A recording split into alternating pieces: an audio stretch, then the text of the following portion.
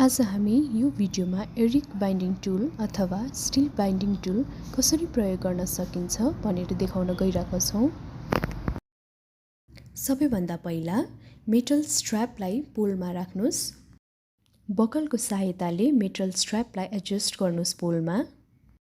हातको सहायताले सकेसम्म मेटल स्ट्र्यापलाई पोलमा कसिलो तरिकाले बाँध्न कोसिस गर्नुस्। अब मेटल स्ट्र्यापलाई अपोजिट डिरेक्सनमा ढकाल्नुस्। बाहिर निक्लेको मेटल स्ट्र्यापलाई एरिक टुलमा राख्नुस्। मेटल स्ट्र्यापलाई सकेसम्म भित्रसम्म पुर्याउनुहोस्।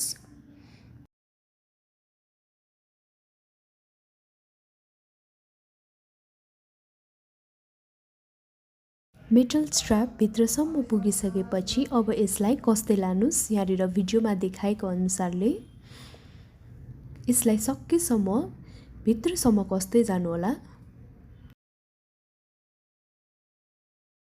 मेटल स्ट्र्यापलाई भित्रसम्म कसिसकेपछि भिडियोमा देखाएको अनुसारले तपाईले बाँकी रहेको टुक्रा काट्न सक्नुहुन्छ। अब सानो धारिलो भागलाई पनि ह्यामरले खिच्न सक्नुहुन्छ।